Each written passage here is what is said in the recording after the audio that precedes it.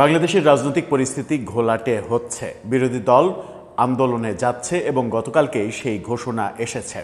আন্দোলনে যদি বিরোধী দল যায়, জামাত এনসিপি যদি আন্দোলনে যায়, সেই আন্দোলন কিভাবে ঠেকাবে বর্তমান সরকার, সেটা একটা বড় প্রশ্ন। জামাত এনসিপির পক্ষে নানা ধরনের ন্যারেটিভ তৈরি করা হচ্ছে এবং জুলাই আন্দোলনের পরিচয়ে, জুলাই যোদ্ধা পরিচয়ে আগের মতো শেখ হাসিনা সরকারকে যেভাবে যাচ্ছে তাইভাবে যা ইচ্ছা তাই বলা গেছে, তেমনি বিএনপি সরকারকেও তেমন ভাষায় কথা বলা শুরু হয়েছে। ভাষাটা এমন ভাষা প্রয়োগ করা শুরু হয়েছে যে আওয়ামী লীগ তাও তো পালাতে পেরেছে, বিএনপি সরকারকে, বিএনপির বর্তমানে যারা আছে তাদেরকে পালাতেও দেব না, এরকম বক্তব্য আমরা শুনছি। এরকম বক্তব্য সরকার শুনে যাচ্ছে, সরকার মোকাবেলা করবে কিভাবে, এরকম বক্তব্য যারা দিচ্ছে তাদেরকে প্রতিহত করবে কিনা, সরকার কোন পরিস্থিতির দিকে যাচ্ছে, সব কিছু। আর আন্দোলন যদি শুরু হয় তাহলে বিএনপি একা সেই আন্দোলন মোকাবেলা করতে পারবে কিনা, সেই ক্ষেত্রে আওয়ামী লীগের আরও দ্রুত রাজনীতিতে ফিরে আসার সম্ভাবনা তৈরি হচ্ছে কিনা, চলুন একটু আলোচনা করে দেখি এই ভিডিওতে।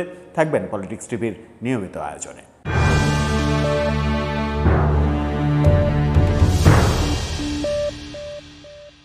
দর্শক, বলছিলাম আন্দোলনের কথা, তার আগে একটি মানবিক ব্যাপার বলতে চাই। ফুড ফর অল, সবার জন্য খাদ্য, এই কর্মসূচি নিয়ে 5 জন তরুণ অসহায়, দুস্থ, ক্ষুধার্ত মানুষের পাশে রান্না করা খাবার নিয়ে দাঁড়াচ্ছে। ডেসক্রিপশন বক্সে সেই চ্যানেলের ফুড ফর অলের লিঙ্ক দেওয়া আছে। অন্তত পক্ষে সাবস্ক্রাইব করে তাদেরকে অনুপ্রেরণা দেবেন যেন এই মানবিক কাজটি ছড়িয়ে পড়ে 18 কোটি মানুষের মাঝে। চলে যাচ্ছি মূল আলোচনায়। বলছিলাম বিরোধী দল আন্দোলনে যাচ্ছে। গতকালকেই আমরা দেখেছি সংসদ থেকে ওয়াকআউট করতে, এবং সেই ওয়াকআউটের একমাত্র কারণ হচ্ছে গণভোট বাস্তবায়ন, সাংবিধানিক পরিষদ বাস্তবায়ন, জুলাই যে আদেশ, সেই আদেশ বাস্তবায়ন, যার কোনোটাই বর্তমান বিএনপি সরকার করবে না এই কারণেই যে সেগুলো সংবিধানের বাইরে।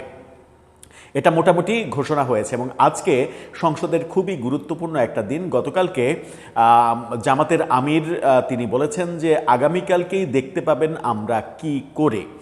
তার মানে আজকের দিনটা খুবই গুরুত্বপূর্ণ। আজকে প্রফেসর ইউনূসের জারি করা যে অধ্যাদেশগুলো, সেই অধ্যাদেশগুলো যেগুলো পাশ করবে বিএনপি, সেগুলো সংসদে উত্থাপিত হতে পারে, সেরকমটা অনেক আগেই স্বরাষ্ট্রমন্ত্রী ইঙ্গিত দিয়েছিলেন।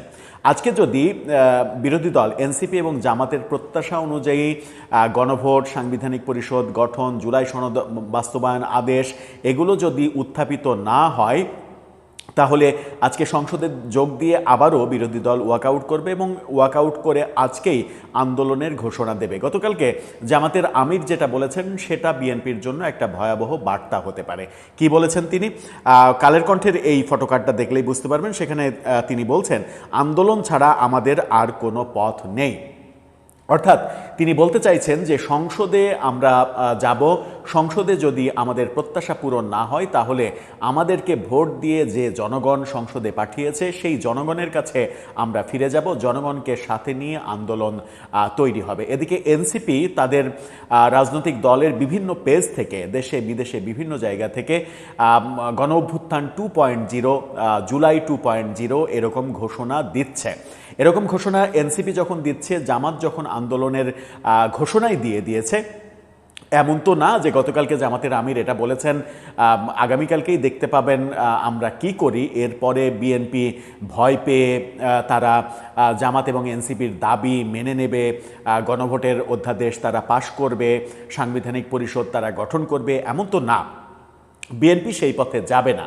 বিএনপি যদি সেই পথে না যায় এবং বিএনপির বিরুদ্ধে যে সকল কথা বলা হচ্ছে, আওয়ামী লীগকে পালানোর সুযোগ দেয়া হয়েছে, আওয়ামী লীগ পালাতে পেরেছে কারণ তাদের পালানোর একটা জায়গা রয়েছে ভারত, কিন্তু বিএনপির কোনো পালানোর জায়গা নেই, এই ধরনের বক্তব্য যেগুলো ছোড়া হচ্ছে সেগুলো একটা ইঙ্গিত দেয় যে দেশের পরিস্থিতি আবার ঘোলাটে করার একটা প্ল্যান চলছে। সেই প্ল্যানটা নানা দিকে এরকম কথাবার্তাও চলছে। একটি দেশের বাইরে থেকে তৈরি করা একটা ভিডিও আমাদের চোখে পড়েছে।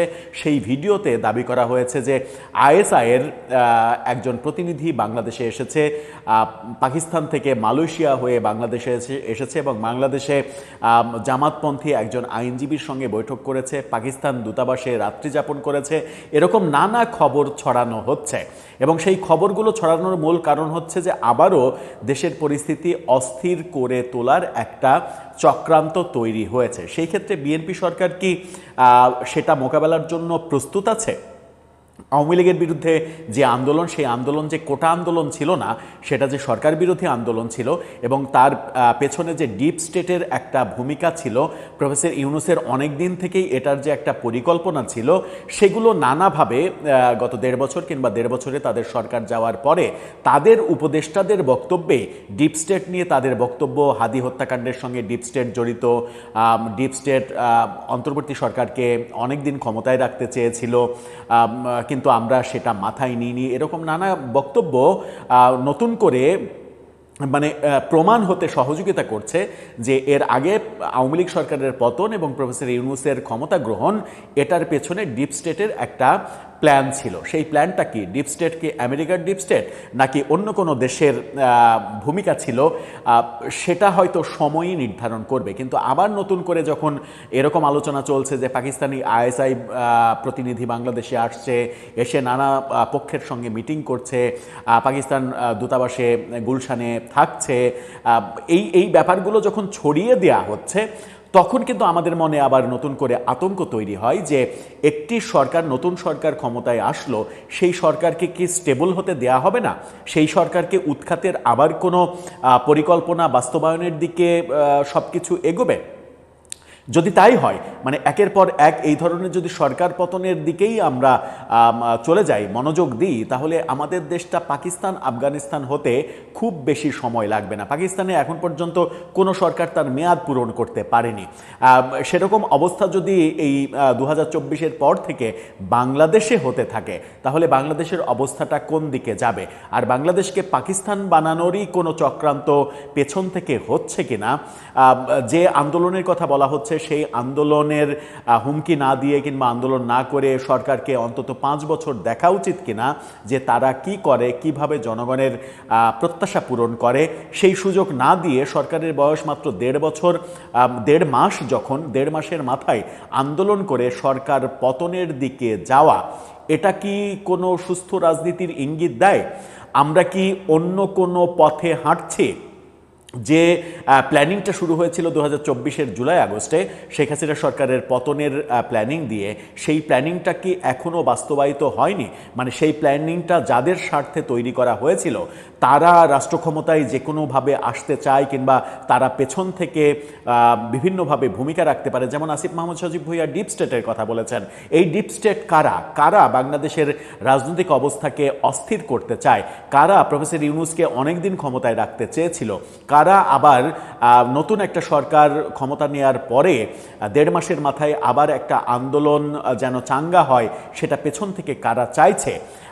এই যে আন্দোলন, যে কথা ইন্ট্রোতেই বলছিলাম যে এই আন্দোলন যদি শুরু হয়, তাহলে এই আন্দোলনকে কি বিএনপি সরকারিভাবে কিংবা রাজনৈতিকভাবে একা একা মোকাবেলা করতে পারবে, নাকি এই আন্দোলন মোকাবেলা করার জন্য তাদের কোনোভাবে, সেটা ফরমালি হোক ইনফরমালি হোক, আওয়ামী লীগের সঙ্গে এক ধরনের সমঝোতা প্রয়োজন হবে? আওয়ামী লীগের রাজনীতির উপরে নিষেধাজ্ঞা কি খুব শীঘ্রই তাহলে উঠে যাচ্ছে? কারণ মাঠের বাস্তবতা হচ্ছে, যে আন্দোলনের কথা বলছে জামাত এনসিপি যদি আন্দোলনে নামে, সেটা রাজনৈতিকভাবে মোকাবেলা করা বিএনপির জন্য অনেক বেশি কঠিন হবে।